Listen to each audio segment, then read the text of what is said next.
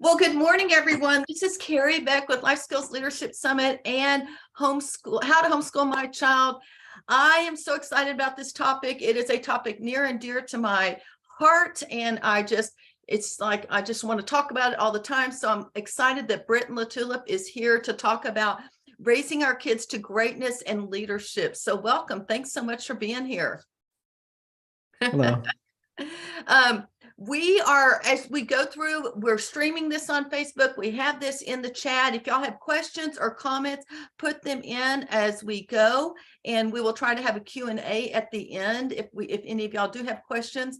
But before we get started, let me go ahead and pray for us, and then we'll jump right in. So, Father in heaven, thank you for today.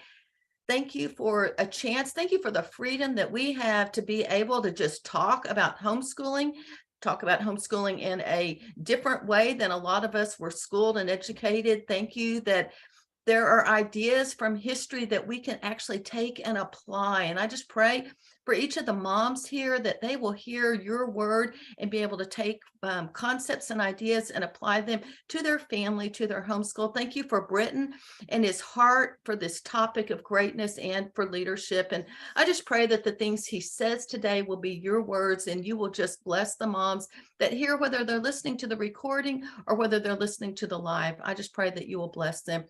Most of all, we just thank you for Jesus Christ and the bond that we have through the blood of Jesus Christ and the sacrifice that he made for us. And it's in Jesus' name that we do pray. Amen. Amen. So before we head through the questions, I was going to just see if you could tell people just a little bit about yourself, your family, and what y'all do. Yes, my name is Britton LaTulippe. I am the president of Blue Manners Online Academy, and I'm the author of the Art of Raising Children for Greatness series, which is, right now it's 4 books. I could show them to you later, but that's me. We have Blue Manor Academy, and we say our movement is the Raising Children for Greatness movement. When we talk about greatness, we're not just talking about some generic, slogan, because it's so overused. We're talking about raising children in the mold of the old aristocracy and according to the wisdom of the prep schools. And we're talking about putting people in, like the White House. Our last 4 presidents have been prep schoolers. So that's what we're after when we talk about greatness, competing at the highest level. And that's it. And leadership is a huge part of that. Yeah. Thank you so much. So tell people how many kids y'all have. We have 8. We have 8 now. A lot. I hadn't counted lately, but yeah, we're up to 8. Yeah, I'd love to get to 12. Janine, I don't know how she's doing, but we enjoy everyone. Every time we get a new one, there's never a mistake. So we love it. That's so interesting. We were talking ahead of time. They've moved down to Texas where I live, and they lived in Idaho, which is where I lived from 2004 to 2008. Our 2 best friends or families that we got to know, and we still actually keep up with, each had 10 kids. And we had 3 kids in our family. And so when we first moved there, they said, y'all get invited everywhere because you only have 3 kids and we have 10 kids. So no one ever invites us over. And I was like, well, I don't know, but I loved watching their family. If we had it to do over again, we probably would maybe do something different, but that's just where we were at the time. But anyway, congratulations. That's awesome. So, yeah, thank you. Okay, so let's talk about this. Why do you think leadership training is so important? I think there's a lot of reasons. One, everybody is going to be a leader at some point in their life. We tend to think of leaders as like, I'm going to be the president or a statesman or the leader of a business, but every single person will be a leader, even if they don't get married. If you're a brother or you're a friend, basically, if you have anyone following you, you're a leader. And especially at this time, we have a leadership deficit. It's a crisis of leadership in our families, in our politics, in our churches. And I remember in the last election too, thinking like, where are the Christian champions? Where are the Christian leaders? I mean, we have some in the churches and stuff, and they're good, but where are the great leaders of our time, like the Charlemagnes or Constantine or something like that, great kingly leaders? And we don't have them. The closest thing we had in the last election was Donald Trump. I think he's probably a pagan, and I liked him in a lot of ways, but I don't think he's like a devout, religious, God-fearing man necessarily. And then there's this conservative movement that a lot of Christians have joined. They become conservatives because it represents our values a little better. But the conservative movement is not being led by Christians. Like you have people like Jordan Peterson who thinks the Bible is basically some sort of psychological metaphor or something. So he teaches heresy, and it's a really popular Bible course that he has out right now. We have Ben Shapiro. He's witty and snarky, and I like him, but he's yesterday's liberal, and he's Jewish. He's not Christian.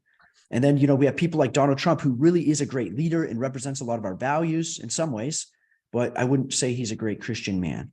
He was, waving the pride flag recently and stuff. So you start looking at the families that are broken. You look at the churches that are splitting. We are lacking leadership. And then if you don't do something like that, if you're just a mom or you're just a dad, you're leading the most important people. It's more important. If I was at a CEO and I failed my company, some people will lose jobs. We might lose some profit or something like that. But if I fail as a father, everything's at stake. It's my legacy. It's my children, and if we start thinking about Christianity and the implications for the afterlife, my goal is to lead them to heaven. If I fail in that, it's devastating. You don't even want to think about it, right? So the best leaders should be the moms and dads. That's what we should be best at leading. And there is a crisis right now. People are not able to lead their kids for some reason into the faith. A few generations ago or a few hundred years ago, you knew the child's faith by the parents. You could often predict their occupation by the parents. And today, the children are just in rebellion, and the parents don't know how to lead. So it's a real crisis, and that's why I think it's so important. It's one of the subjects of greatness in this book, Power. We talk about the 9 powers, the godly powers, and leadership is one of them. And it's not even a subject. Most parents, they don't even consider it. Whenever people contact us for Blue Manor Academy, they're not like, "What's your leadership curriculum?" or "How do you?" It's like, like, "What's your language arts curriculum?" or math. And in the big scheme of things, everybody learns math. It's not that big of a deal. It's not changing. You're not going to be heartbroken if you can't count as well as the next guy. You can figure that out. But when it comes to leadership, nobody seems to even be on the radar, if that makes sense. So yeah, I think it's hugely important and neglected. That is so good. And it's interesting because you're the third keynote. So we had Steve Demme on Monday, Andrew Pudua yesterday, and you, and every single one of you had sort of hit on this topic of, okay, math, everyone's worried about their subjects, their academics, and yet there are so many more important things we need to be pouring into our kids, including greatness, leadership, or character foundation. And most of all, I think just our faith, because we need to pour that into them as well. And so, and the fact that moms and dads, y'all are leaders, as opposed to like moms are like, my kid's not going to be president of the United States. I'm like, he's probably going to grow up to be a mom or he a dad, or, she a mom, but they need to know how to lead well as well. So what do you think it means to be a leader? We're tossing this word around. How would you describe that? Yeah. So I talk about the 7 C's of leadership as of last night. As I was thinking this through, I was like, hey, there's 7 C's of leadership. Okay. But I used to teach kids leadership actually in a church program a little bit. We talked about it. And basically anybody is a leader who has people following. So I'd say, look over your shoulder. And if you have followers, even if it's just a friend or you're a leader of a group or something, you are a leader. It doesn't mean you're a good leader or an effective leader, but you're a leader. And everybody has somebody that's following. If you're an older sibling, you have somebody probably following you in your footsteps. You might be leading them astray, but you're a leader. Okay. But when we talk about raising children for greatness, we want great leaders. Like we want a Charlemagne. We want somebody who's dynamic and knows how to take it to the enemy and win. That's really the purpose of a leader is to win. We want to win our kids for the kingdom of God. Like we want to be winners. So the first thing is just, are you a leader? Everybody needs to recognize that they are a leader. And if they're not, they should be. We should be leaders, leading our neighbors, leading our friends, leading, people around us, our family. And then the second thing it means is burden of leadership. So the second C would be carry. Can you carry the burden? Whenever you talk to young kids, say, who wants to be in charge? Their hand shoots up. They're so excited. Everyone wants to be charged. We did this we tricked our kids one time. They used to do that. Say, who wants to be the governess for it? We'll talk about that in a minute, but the governess for the day. Oh, I want to be in charge. I want to be in charge. They were all excited because they were young and naive. And now if I go out somewhere on like, say Saturday, they say, okay, who wants to be the governess? Who wants to run the house? Not a hand shoots up. And Audrey, like the oldest, kind of dips out because they know it's a heavy burden, the burden of leadership. And kids need to understand that. It's not a giddy thing. It's not about being in charge. It's about being able to carry. And it's like, are you strong enough to carry this burden? Because it can be brutal, especially in this day and age right now, what we're coming into, this persecution that you can feel is growing and coming. You don't want to be a leader. It's going to be hard. It's going to be really hard. Helping them understand the burden of responsibility, the burden of leadership. There's an interesting story because have you ever read The Whipping Boy? Did you have to read that in school? Oh, yes. Yes, I read it. Okay. Actually, I was a public school teacher for 6 years. Oh, really? And that was one of the books that we would read sometimes. Yeah. So it's written by, I think, a communist. I'm going to say it's a communist. That. And I mean, in democracy, we hate the kings and we think that they were all spoiled, pompous, windbags. And thank goodness for the common man rising up power to people. And okay, fine. We're a republic. I get that. But that is not the case. And there's actually some true history to the whipping boy. They didn't call him the whipping boy. That's the anti-monarchs would claim that they just abused these boys because they were so privileged. They wouldn't whip the behind of the royal, the prince, so they just beat the peasants or, bring a boy in. Okay. So I read that too. And that was the impression I had. Well, I started looking that up and there is actual historical background to that. And it's funny because the church was the one who recommended that and the peasants, so they wanted it. And it wasn't a whipping boy. They said, okay, instead of raising this prince with just a bunch of other noble children and giving him great education, he is a leader of the peasants. And if he makes bad decisions, if he wastes his time, if he's a fool, the peasants suffer. So let's bring in a young boy about his age, and they'll be classmates basically. And if the prince is messing up, they'll both be disciplined. So they actually did. They whipped the prince back then. There was corporal punishment hardcore. They whipped the prince, but they would also whip the other pupil to remind the prince that when you screw up, you hurt the people. Such an important lesson for a king to know that his life isn't his own. He's a leader. And if he screws up, the people suffer. So it's actually a really interesting story, some historical background. And it was a position of privilege. You wanted your kid to be the so-called whipping boy because he was best friends to the king and future king, and he got a great education. But they were teaching their children the burden of leadership. And I think we don't do that very well. Your kids have to understand it's a burden. You shouldn't be excited and eager to be in charge, leader. It's a heavy burden you bear for other people. And once you understand that, you're also grateful for your leaders and you want to support them. It makes you a better follower. The next thing you have to develop is a command presence. And that is something you get nowhere else. Nobody teaches this. Nobody understands this. The only people who understand it, I would say, are some of the prep schools, and especially the military ones and the military. They understand command presence. We do committees and we get everybody's opinion and we go around the room and we vote. Like I was a leader in student council when I was in public school before I went to boarding school. And I was elected. And then basically the teacher would submit this idea for Earth Day that we're going to plant a tree. And then we all just kind of seconded it. We raised our hand and voted. And that's it. I had no real authority, no real ability to make leadership or command decisions. I wasn't in charge of anybody in the school. I was just a mouthpiece, basically. But I went to prep school, to boarding school, and I learned about command presence, how to take charge. And it was really funny, actually, because my first experience at boarding school, you're totally lost. We had to get there a week early to go through, or 2 weeks early to go through like boot camp for first-time students. So we're there early, and there's other students there that are athletes and stuff, but they're not going through the boot camp with you. And we get there, and my roommate, we're all like panicked and like nervous and everything. And then this like little guy like kicks in the door and he's like, "Hey, stand at attention." And he's jacking us up and he's like, "Clean your room." And we're all like afraid of him. And we stand at attention every time he walks by, and he's making us scrub the toilets and stuff. Well, after the rest of the students get there and our commanding officer comes to the school, he's a student, and we're in chow hall one day. This little guy, he's out there like bossing, like, "Get in line, be quiet," and he cuts the line and everything. And this other officer was like, "What are you doing? What are you doing? Get in line. Like, you're not in charge here." And we found out he had no rank. He was nothing. He was a private like us. He'd been a corporal the year before, so he had command presence, but he was just nobody. He had no rank, and he'd been abusing us, for 2 weeks.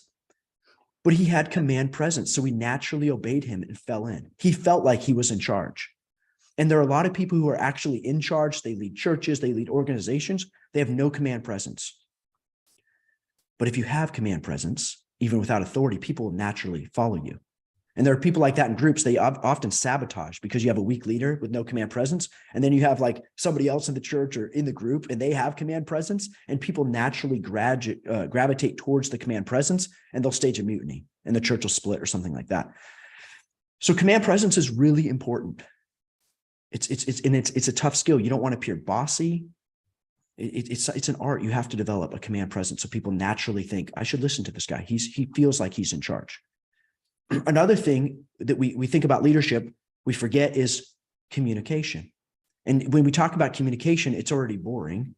And it's about organizing your thoughts and thinking. And it's just a boring class. But really, it's about being a powerful orator, the ability to entertain, inform, and inspire people, a powerful orator. And when we think of public speaking, a lot of people, they teach it in public school or whatever. And it's just like a book report. It's totally worthless what they teach you. An orator should be powerful in any situation to speak. If he's just talking to his kid or the neighbor or a dinner guest, anytime he's opening his mouth or not opening his mouth, he should be a powerful communicator. It's so powerful. We tell the kids in Blue Man Academy, so it's one of the superpowers. Wealth, we don't have real superpowers, but I can have the power of the Hulk. I could have the power of 1 million men behind me if I can inspire them. If I'm a leader, and oration is one of those. You have to communicate. You have to inspire. So children should be training that. It's not a class you take. I mean, they should be training oration. It should be a core subject. It's not a bonus. So who cares about spelling? It's okay. But oration, master that. So it's big in classical education. The Greeks, I mean, that's what they did. They wanted their kids to be like superhero orators, and they started very, very early, the aristocracy anyway. The next thing is you have to realize you have to be competent. Today, we think that you can take a leader and you can put him as the CEO of this company and then this company and then this company just because he understands how to lead. It's not true. You have to be competent. I was the captain of my wrestling team because I was the best wrestler on our team and I had won championships. So I was competent in that field. This is a funny story. So I was the captain of my wrestling team at Fort Union Military Academy, the boarding school. Well, while I was captain, there was another guy. He was the editor-in-chief of the newspaper. And everybody kind of bullied him on the wrestling team, except for me. I stood up for him and we were friends. And at the end of the year, he was the editor-in-chief of the school newspaper. And he's like, hey, Britton, I want you to be the editor-in-chief of the newspaper. So just come to like a meeting or two and I'm going to make you editor-in-chief. And he was like, just doing a bonus for me. It was really cool. It's a really prestigious position. And I was a natural leader, so it should have been fine, right? Well, I had no idea how to run the newspaper. I couldn't run the software. It was total chaos. And we actually published the newspaper on alumni day, and they shut our newspaper down because it was a student-run academy. It was our newspaper, and it was the first time ever. It was so bad, it was so bad. I was such a bad leader at this that they shut our newspaper down. It was horrible, and then they went and collected all the newspapers so the alumni couldn't see them. They were so ashamed of how bad it was. So it wasn't just about being a leader; it was about being competent. You can't lead. There are things I could not lead because I'm not competent in that skill set. Okay. So that was the next C, communicate, then competent.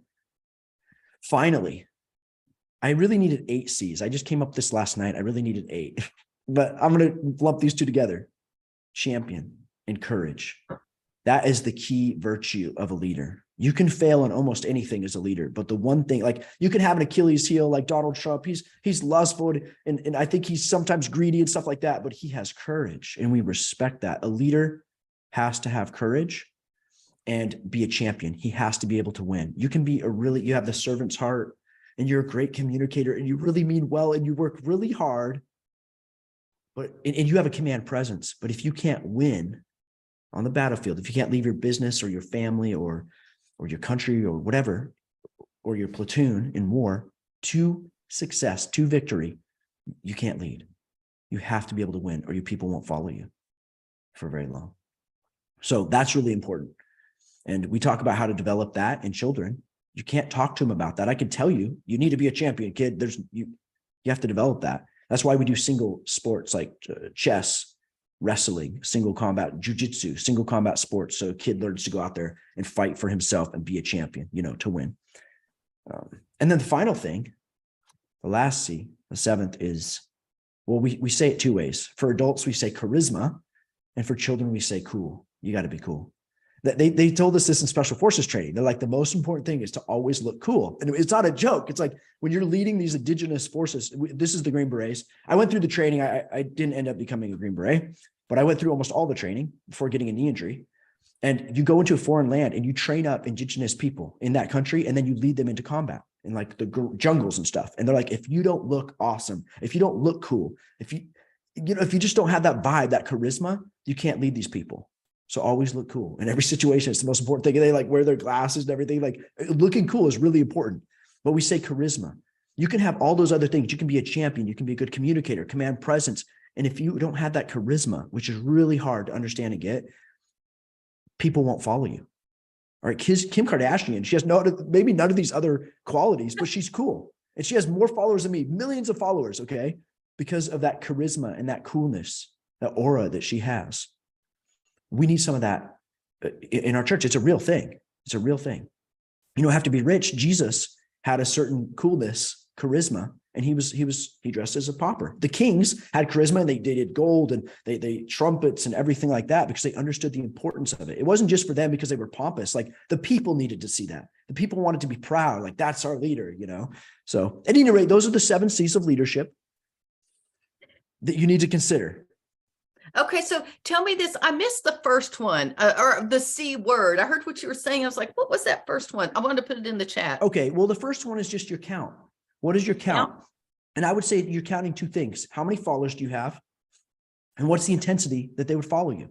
Okay. Like Kim Kardashian has millions of followers, but would they follow her up a hill into gunfire? Could she lead a charge up a hill? Of course not. So the measure of her leadership, it's not very intense. They probably wouldn't die for her, but she has a lot of count. So you want to first like find out, like analyze yourself. Like, what is my leadership? You're a mom of 3 people. That's not a big count, but the quality probably is deep. It's deep. It's you have a deep relationship with your children, something that Kim Kardashian doesn't have on Instagram.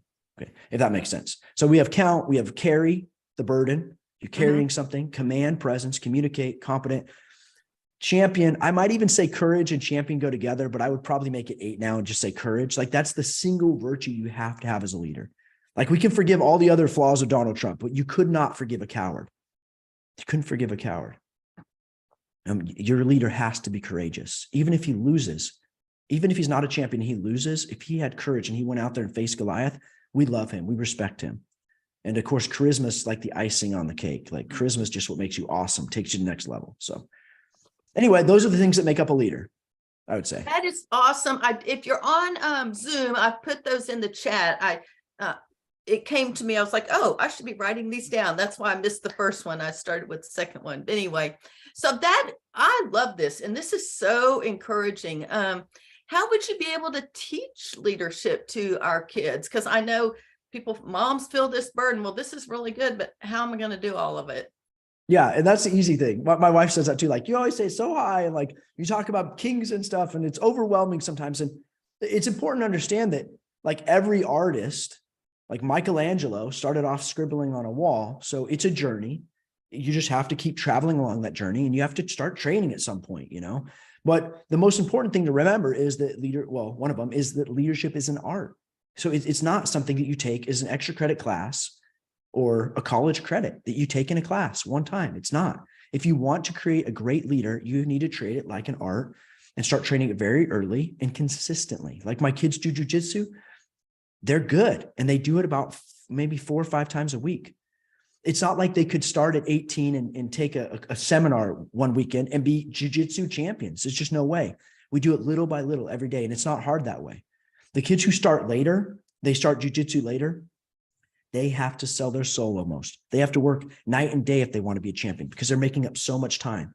But if you just start training and they have to overcome bad habits, right? So you want to start training your leader as early as possible, a little bit at a time every day. And by the time they're 16, 18, whatever, they should be an amazing leader, ready to take charge. So think of it as an art. Think of it as a labor. The problem, I would say, one of the biggest problems in the homeschool world is we educate for the mind. It's classical education. It's about thinking. And we only think about the mind. And the mind is the easiest thing to teach. It's the easiest thing to teach. Like if I tell a kid, actually they do this in the military, you have to train courage. Everybody in the room understands courage and wants courage. Intellectually, it's nothing. It's preschool, right? But what about when you're jumping out of an airplane? Like I could teach you I did that in the military. I jumped out of airplanes, airborne school, right? I could teach you how to jump out of an airplane in about 5 minutes. It's no problem. But building up the courage to jump out of the airplane, the spirit, you have to train the spirit, the body and the spirit. We are 3. It's the Trinity of man, body, mind, and spirit. But we focus on the spirit. So you have a kid and he knows all about how to lead. He knows how his bullet points and he knows his 7 C's and everything. But suddenly he has, a 200-pound gorilla in front of him and he has to make that guy clean the toilet. and the guy looks like he's going to kill him. Like, what do you do? It's not, you know what I mean? Like in the real world, it's a labor. That was what I think my test was at military school. So in the beginning, I was made a corporal, and then I was a sergeant on my floor. And I had, like, our floor was a little bit weaker. They weren't the football players, let's say. And it was pretty easy. You know, like one kid wanted to be a hobbit. We had some weird kids on the floor and stuff. It was pretty easy. And I could, like, you know, be a tyrant up there. Well, there was a floor below me, and they were all post-grad football players, which means they graduated high school. They had scholarships waiting for them, but their SAT scores weren't enough. So they came to this boarding school to get their SAT scores up, and then they'd go play football. And there was this guy down there. He was over 7 feet tall. Well, he was about 7 feet tall, and he was over 300 pounds just a mass of muscle, and he wasn't super fat. And that floor was chaos. The lieutenant on that floor was another basketball player, a little skinny basketball player. And these football players, they just pushed him around, bullied him, and they were also friends. So he couldn't really break that. So finally he got so fed up, and they were so out of control down there. He brought me down, and I'm like 5'6" little wrestler guy. And now I'm taking charge of these huge guys. I remember the first day I was like, you're going to clean this bathroom. We're going to, you know, and some of the other kids who weren't football players, they're complaining. They said, well, we always have to do it. You never get the football players in there, you know? And while this is going on, this guy, I don't want to say his name, but he's this huge gorilla guy. He's like 7 feet tall. He comes marching in, he's just being a total jerk, like just letting me know that he's in charge while everybody else is cleaning. He walks over the mop floor, and then it's kind of gross, but he pees all over the floor on the urinal. And I know he did it on purpose. I know. And when he left, it wasn't splat. It was like a huge puddle of urine. And then he just walks out. And I was like, and they're like, see, like, we're not doing it anymore. So I was like, all right, I have to get this guy under control. But he's a gorilla. So I went out there, and this was my moment of truth. It's a labor. You can't learn this in a class. And I said, get back in here. You need to clean this up. And he's like, you clean it up. I was like, okay, now you clean all the urinals. We raise the bar, you know, and I'm going to call his bluff. I'm trying, and I'm sweating, you know, and you're going to clean them all now. And he's like, oh, he gets so, then he like wipes it really quick, but hardly, and throws it in the trash. Like, fine. I'm like, no, you're going to clean it all. You failed inspection, you know? And I remember he took his hands are bigger than my head. He's like, and he's growling at me, and he's huge. And I remember even thinking, like, this guy could probably kill me. And I felt like he was going to lose his temper and maybe kill me. I mean, it was, I don't know. But so I was like, Ryan, hey, remember, you have a football scholarship. And if I write this up, and I'm being nice, I'm just giving you details. If I write this up and send it up the chain, you'll miss your football games. You know, I'm reminding you, I'm just being nice, letting you clean the toilet because I didn't stick you. I didn't write you up a stick. Okay. But you're going to clean the bathroom. So he did it, and he did a really bad job. And if I let him get away with that, then I've set the standard low. So I went and I inspected as hard as I could, like I do everybody. And I told him he failed. So now he has to clean the shower. And he's like, oh, you know, raging. And we were there for probably, like, he was there for 3 hours, and he finally did it. And after that, there was no more issues, you know, and that was like my moment of truth. Like, I proved my leadership, and every kid needs to experience that. So when I went to military boot camp, they were just like, this is a board leader. They made me a squad leader and stuff. And that wasn't who I was in grade school, in elementary, you know, in public school. I was shy. I was quiet. I was kind of nerdy. And then I went from that to like, this man was made for leadership. But it was through that training, and I couldn't have gotten that in a classroom. You have to use labors, like Herculean labors, for leadership training. It can't be intellectual. The intellectual stuff's the easiest part. I mean, it has to be mine too, but that's the easiest part. You have to have the body of a leader, the self-discipline and strength of a leader. You have to have the spirit of a leader, and that's the hardest to train, because it does take courage when there's a huge guy that could probably kill you and he's raging. And like, do you back down? Like, you can't. Everybody's watching. Everybody's watching to see how you handle the biggest guy. And if you handle him, everybody falls in line. If you don't, it's chaos. It's all gone. So anyway, I would think of that. Train the body, the mind, and the spirit. And then you'd say, well, how do you do that? That's easy to say. How do you do that? Is that the next question? Maybe? Yes. Well, that was what it wasn't written down on our list, but I was like, okay, but let's talk practical. What's mom going to do during the day? Or like, do you set up situations, or what would you suggest? Yeah. And see, that's it. Practical, because it's so easy to say this. Okay. Train the body. Okay. But what do you do? Okay. So here's practical. And you need to understand the 5 types of leadership too, because we're not just training leaders. There's 5 types of leaders, and you have to train them individually differently. Okay. Everybody's going to be a leader. The first thing, well, not the first thing, sorry. These aren't steps. You don't do these in order. You do these in harmony with each other. You're doing all of them at the same time, all aspects of leadership at the same time, except for the last one, because the last one is so hard. It's such a high level that you really have to train the first 4 first. But the first one is you have to learn how to follow. Not first, but the first on the list, but it's in harmony with the others. You have to learn how to follow. You'd be surprised. You'll have somebody who's like really rebellious, really headstrong, and they don't know how to follow. And then you put them in leadership and they can't lead. They're total tyrants. And everybody hates them. In fact, we used to do this at military school. If you had a really bad guy who never cleaned his room and was always disrespectful, you'd make him your corporal. And he would like whip everybody into line, but everybody hated him. And then the pressure was off of you because everybody hated him, but he would make everybody do it. He was the worst sort of tyrant, right? Because he didn't know how to lead effectively. He was just like a bully. And that's why he didn't obey you. So you have to teach people how to lead, follow first. Well, follow. And then they will become better leaders because they'll know what it is to be told what to do. They'll know what it is to be told in such a way that's disrespectful. So you'd rather die than do it because he disrespected you. You have police officers sometime and they come up cursing, get over here. And it's like, hey, you just insulted my dignity. I'm not going to listen to you. But if they're respectful, even forceful, but respectful, okay, because my pride's not on the line. So they need to understand the humility of learning to follow. And we'll talk about how you actually do that in just one second. The next, they need to learn to manage. Management is different. You're a rule enforcer, not a rule maker. That's a style of leadership. A lot of moms, they were like, well, I'm not a leader in my home. My husband leads.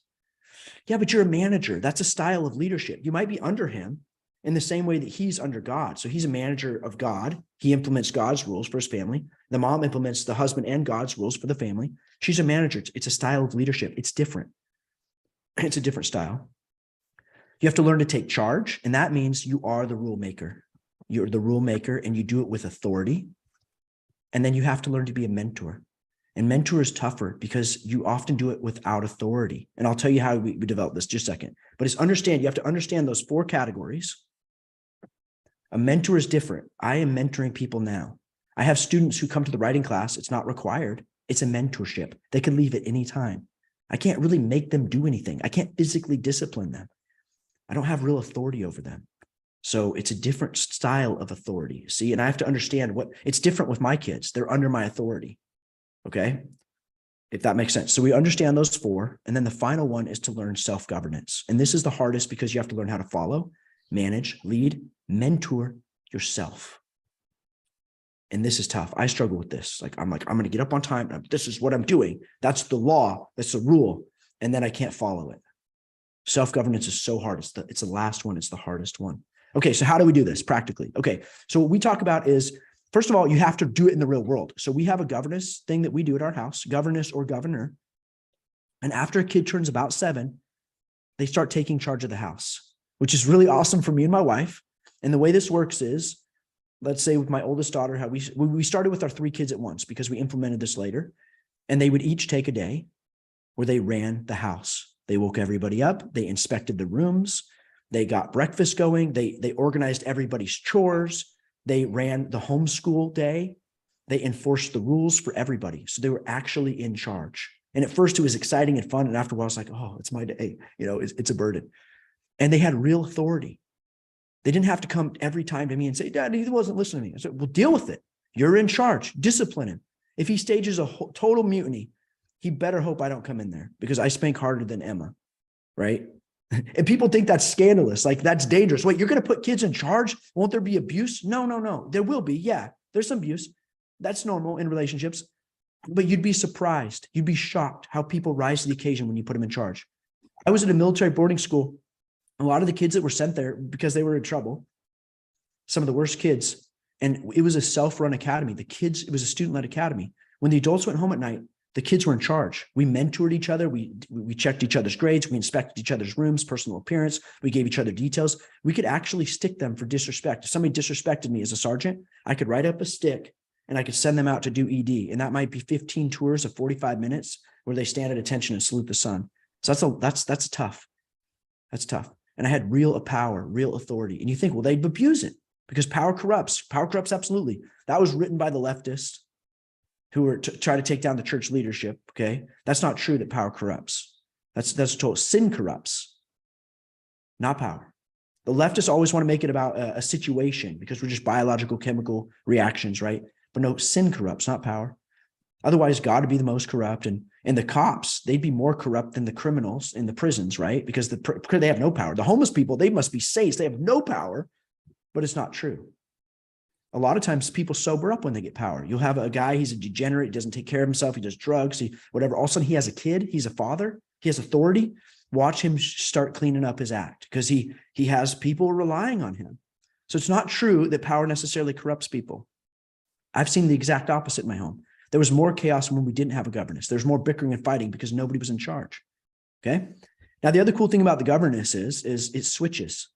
So if you were a tyrant on your day, the next child's in charge tomorrow. Watch out.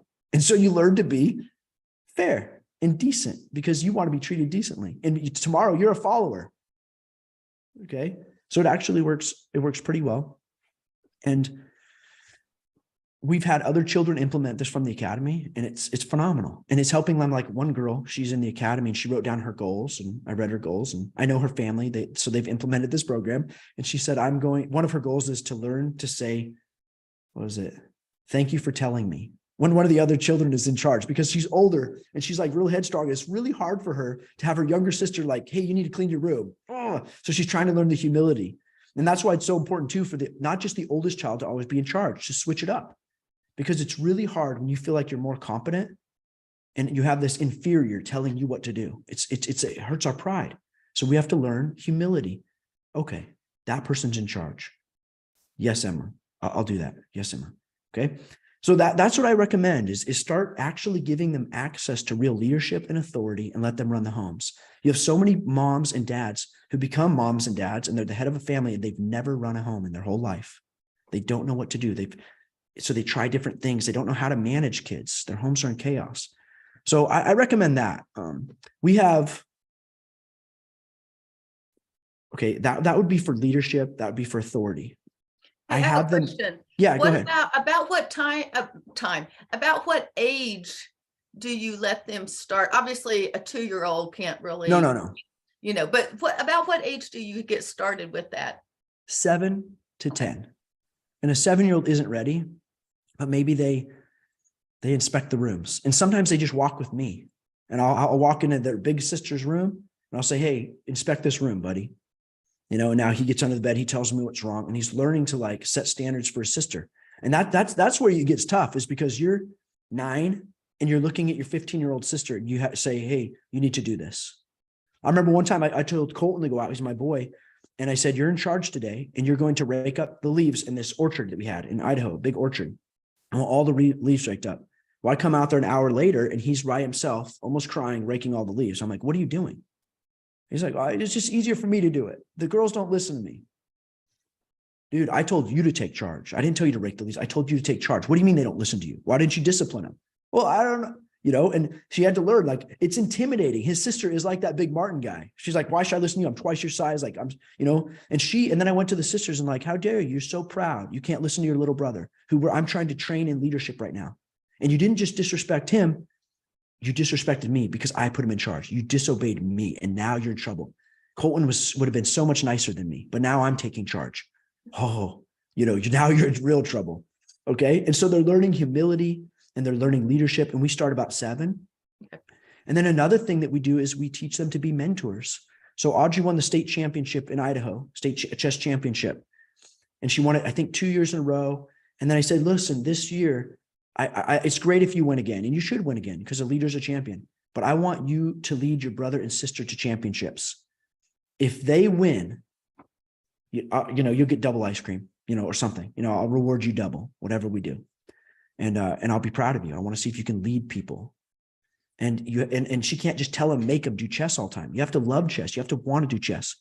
And so she started mentoring her brothers. In the first year, Colton took first under her leadership. And then Emma took second or third. And then the next year they both won. All 3 of them won. And so it was like, and it wasn't me. People say, oh, you did a great job. I'm like, I didn't even teach them. It's Audrey. Audrey's the coach. And so Audrey went up to accept the reward with them. She was mentoring them. In Blue Manor Academy, we have a student-led academy. And it's a little bit messy. We're working towards that way, which means we allow kids to do kids teach kids videos. It's very safe. It's like YouTube, but we check every video to make sure it's safe, but they're teaching each other. They're starting to lead clubs, like Colton leads the coding club. I don't even know what's going on. They're a high level, but he organizes the club. He leads the club. He comes up with the lessons for the club. He's learning to mentor other kids. And Audrey teaches an art club, mentoring the other artists in the academy. So they're not only learning art, but they're learning how to lead and mentor other kids. And we'll have other kids start coming in for mentorship. We want a student-led academy. It's so important to develop leadership that way. And then think of like a God father, but a God brother and sister. I tell my kids that, listen, I have 8 of you and I have to get all of you to heaven. So Audrey, you're the God sister of Emma. If in life, if she wanders astray, you go after her. Okay. And then Emma, you look for Colton. You look out for Colton. Colton, you look out for Jonathan. And you guys are the godparents. And I may die someday. So I need to know that they have like somebody looking out for their faith one-on-one after that child. So those are mentorship opportunities. And you start young. And then by being a mentor, you also embody it yourself. Like, how's my faith? Am I setting a good example? I'm partly responsible. I'm my brother's keeper. I'm partly responsible for my sister. I want to like encourage her faith. If she wanders astray, I want to pull her back. Okay. And then self-governance is the last one. And that is just starting to happen with my older children, my 3. One is 11, just turned 11. We have a 12-year-old, and then we have just turned 15. And they are into self-governance now. So they do run the house one day a week, and then the rest of the week they run themselves. They're starting to set their bedtimes. They're setting a schedule. It's incredible that they're keeping their schedule. Audrey got all pumped up. She's like, I'm getting up at 5 a.m. every morning. And she did it for a few weeks. Now she's back to 7, but she was setting her own schedule and allowing her to lead herself. It was a higher standard than I could enforce. And she writes out, she wants to be an artist. She does that probably 7-8 hours a day because she wants to be the best artist. And she's almost at a professional level now. We'll be publishing one of her books soon in print. I mean, it's good. And I publish, so I know, I've written and illustrated children's books, and Emma does photography. So she sets out, she's the best, most organized. She cooks dinners and she organizes her stuff, and she'll go out, train her photography for several hours. And she's coming up with her own curriculum, challenging herself. So they're starting to learn self-governance. Colton, he needs a little more help. Like is not on top of it, but as far as like self-governance with education, like his coding, it's phenomenal. He does 7-8 hours a day. He's learning what he needs to know. He's not just doing the fun stuff. He knows he has to do the hard stuff. So that's it. I mean, I think that's how you do it. You have to just give them the opportunity to lead.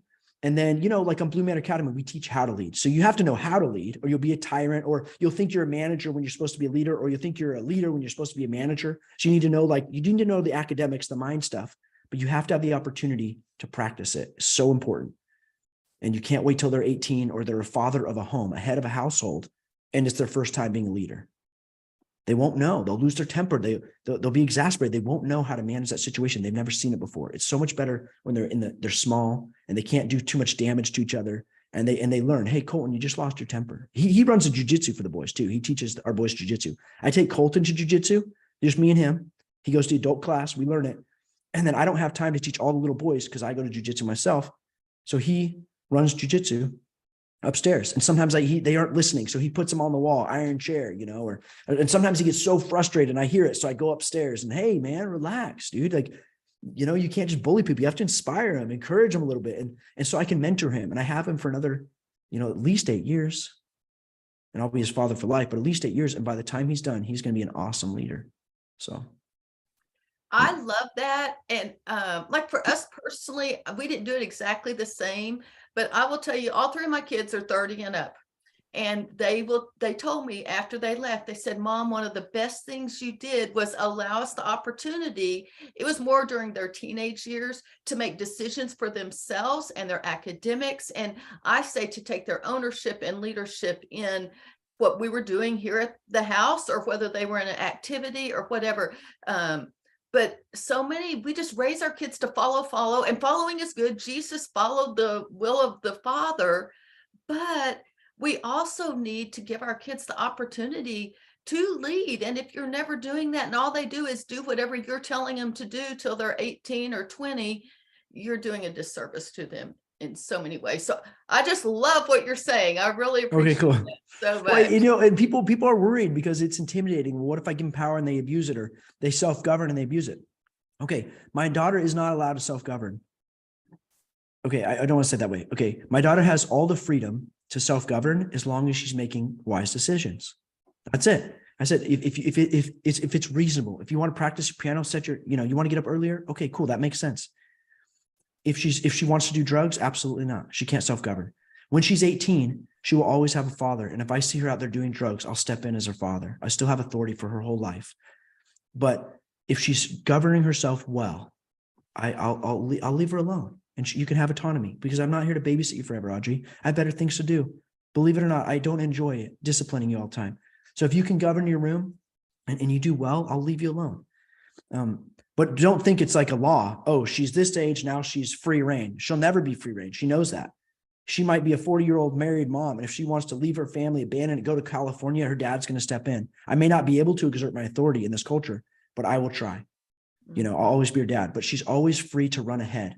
So that's what we tell people is give your children the freedom to run ahead. If I set her down with art classes and assigned it and everything, she would not be where she is today. Like, she has the ability to study what she wants and creative and run ahead. But if she's being lazy and doesn't do anything and she's falling behind, then I'm going to jerk the chain and pull her back up. But she can always run ahead on the leash. Does that make sense? Kind of. So I don't give my kids freedom. And there are times I have to step in. There are times I've had to fire governesses and change up leadership, and it's a work in progress. But I'd say we're at a point right now where it's pretty awesome. Like, me and Janine, we know we go on dates. That's another thing. We started to go on dates now, and Audrey is in charge, or Emma's in charge, and we leave the house now. We're not even in the house. And I know Audrey can handle this. I'll come home. They've done the dishes. They've done all their stuff. They're watching an appropriate show. I can rely on them. We feel like we could leave for a weekend now almost. We wouldn't, but we feel like we could. She can handle it. So that is awesome. Well, what is something you think that most people forget to teach about leadership? I actually think that they forget everything. They literally don't teach anything. It's not even on the radar. Like I said, people contact us and they want to know about our math program's not this, or what about spelling, or how do you teach phonics or something like that. It's like, nobody ever asks about leadership. They really don't teach anything. They may have I don't know. I don't know that they're doing anything, but I would say the most important thing to remember is it's an art. You can't just do this when they're 19. You have to have the habits of leadership. You have to embody this, the spirit of leadership. You can't just give them a class and they're okay someday. I think that's the most important thing to remember: body, mind, and spirit. And it's like in public speaking with oration. That's a part of leadership. The kids all laugh because I tell them not to say I'm like, just eliminate that. That's ABCs. Just eliminate that from your vocabulary. Okay. You use a pause instead of an. And I do it. I say all the time. And so they giggle. I can't practice what I preach. Yeah, because I've been saying and gonna, one of those things we're trying to eliminate for 15, 20 years. Nobody corrected me. And so it's a horrible habit. I can't get rid of it now. But if we start when they're young and they're fresh, and you eliminate that from the vocabulary, they don't have that habit. If that makes sense. But when you start my age, I may not be able to achieve greatness on that level because I have so many bad habits I'm overcoming just to get back to square one. But you start with a 3-year-old or 5-year-old or 6-year-old, the potential is limitless. It's so incredible. When you think of like Mozart, the most incredible story is Mozart and Beethoven. Both of their fathers were composers, musicians at a high level, but they wanted to create a genius and they knew they couldn't do it for themselves. This is what's so interesting. You think they've had all that training. Why don't they just push it to the next level and become great? They knew they couldn't, because you have to start when the child is young. That's when they have what you can wire their brain for genius. When you're an adult, you've been wired in so many different ways. It's such a mess. You'll never think on that level. So they both started with young children. I think they started training Mozart, 3, 4, 5 years old. And so his brain was wired to think like a musician, and he went to the next level that we can't compete with. People who start chess later in life, they may play chess for 10 years from 40 to 50, but you take a 3-year-old from 3 to 13 and that guy will kill you. He'll be a world champion maybe, but you'll never reach that level if you wait, because that guy thinks, his brain is wired to think like chess. I was the captain of my chess team, and in high school, I was pretty good. And my daughter was beating me at 9. And she was just watching some videos on YouTube and stuff. She just was thinking on a higher level that I couldn't compete with. So you have to start young and start training them in leadership, and think of it as like, it's one of the subjects of power. When we talk about raising children for greatness, we don't, like, Donald Trump probably isn't the most intellectual guy. He probably isn't the math genius of the room. He's not the spelling bee champion or geography bee champion, but he has mastered the subjects of greatness. So when we're talking about greatness in the academy, like, that's what we're after. We're trying to create world leaders, not nerds, not nice nerds. We want to create champions in the field, if that makes sense. And you have to start early. So instead of, we do phonics when they're 5 years old or whatever, but we're more concerned with, have we started the leadership training? Because we want to create leaders. That's a force to reckon with. We don't need better readers. We need leaders, real leaders. Okay, if that makes sense. That is beautiful. And yes, I think that's so true. And you really, their brains are just wiring, everything's new, and you can just, they're so moldable when they are young. I think about memory verses. The ones I remember the most are during my early years, that I memorized a long time ago. It's a lot harder as a 64-year-old to go and memorize scripture because my brain's harder, I guess, or whatever. So, yeah, can I actually, I'm sorry, but before you end it, we're probably wrapping it up. I didn't mean to cut you off either. No. I just thought of something because I don't think I had a great answer for what should they remember. I would say the really important thing, besides that it's an art and you have to teach early, this is really important. You have to trust them with authority. Mm-hmm. If you put your kids in charge, and so many parents do this, they'll put their kids in charge. Okay, you're in charge of the house, you're going to babysit, but you can't discipline the kids. You can't. I know I don't even know if I can say this, but you can't like spank the kids or put them in timeout or anything like that. But that's very controversial these days.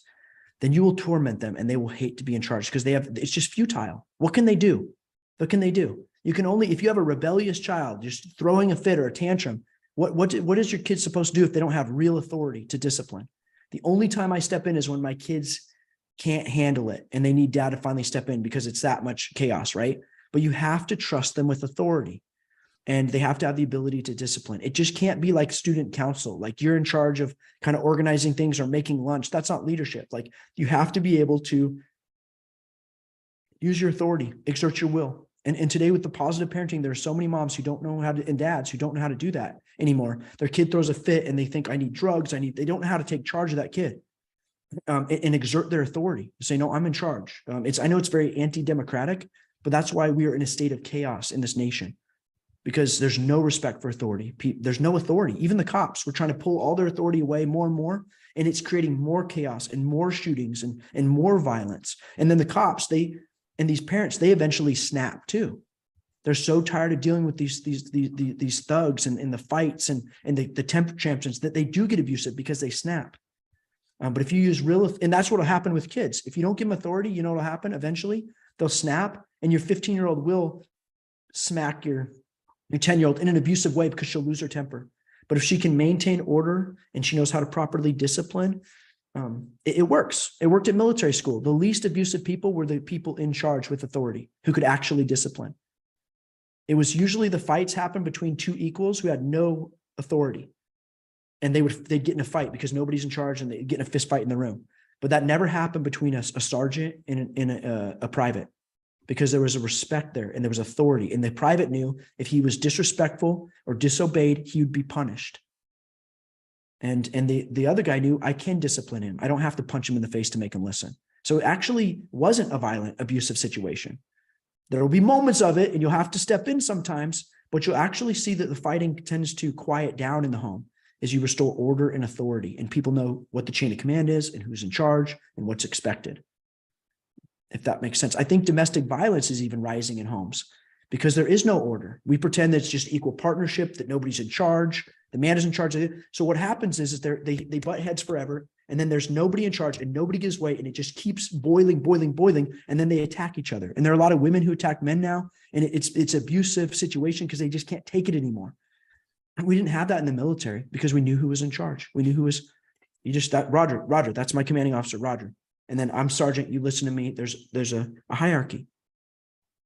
There should be some hierarchy with your children. You might shift it up for leadership opportunities, but they need to know that day who's in charge. So. Thank you for sharing that, because I do think we are in such a egalitarian, whatever society and yes, we are all equal in the eyes of God. He made us like this, but there is hierarchy and he set it up. You can just go to the Bible and see how he set up. There is authority, and so thank you for sharing that. And that's a good place, I guess, for us to close. Let me just ask you, if people wanted to learn more about Blue Manor Academy, where could they go and what would they find there? Yeah, so they could go to bluemanoracademy.com and it's very different. It's people get there and they don't understand it. They're like, well, wait, what do I do? What's this daily schedule? And it's so different. It's just chaos sometimes. And I have to explain to people, there's no daily schedule. How can you make a daily schedule for all these kids? Some are going to learn math quick. Some aren't, whatever. It's a different school. So in the academy, there are a whole bunch of videos you can watch on raising children for greatness. And then I recommend you read the books. because it's such a different philosophy. You've never heard of it. And I'm telling you, it works. It works so well because the prep schools, they are 0.5% of the population, prep schoolers, and they rule the world. You'd be surprised. Half the Supreme Court is made up of prep schoolers, which is 0.5% of the population. Elon Musk, Mark Zuckerberg, Bill Gates, these are all prep schoolers. Our last 4 presidents are prep schoolers. So this method works. The method of the public schools is chaos. So you have to learn the method. And when you come to Blue Manor Academy, it will not look like what you're used to. It'll be different. It'll be a little bit more loose and free. The classes won't be as polished, but it's highly effective. Like the results we're getting with our kids, it's phenomenal. And it's not just that they're nerdy, smart kids. It's like, these are strong, well-mannered, competent kids. They speak well. They have, I mean, it's incredible. So I'd recommend that. But then really to understand, like, if you want to know more about leadership in the subjects of greatness, this is Power. It's 400 pages. This is our latest book. I think it's a quick read. It's really interesting. And then we have character training, and our character training is different. Again, it's not academic as much as like is body, mind, and spirit training. How do you train humility? How do you train? What happens when your kid is hooked by sin? How do you get rid of sin in their life? I don't think we know how to do that anymore. This one is education. It's kind of a shortest book. It's just to introduce you to the academic education and the philosophy of the prep schools and the old aristocracy. And then the last one's Revealing School. This is my first book. I need to revise it, change a few things, but it's 470 pages, but it is to unschool you. And if you guys have heard of John Taylor Gatto, I read his book a long time ago, and it didn't make any sense because he said that there was this grand conspiracy going on and stuff, but I was like, and they weren't teaching kids. I was like, well, I was in school and it seemed like they were trying, and I did learn some things. I mean, I did learn to read eventually and some math and some important stuff. So I didn't understand it, what was really going on. And you are learning things. It's just a lot of it's irrelevant. And you don't understand how they're undermining it, like with multiple choice questions. These are not amateurs. They understand educational psychology. They could fill libraries with them. Okay. They're not stupid people who run this.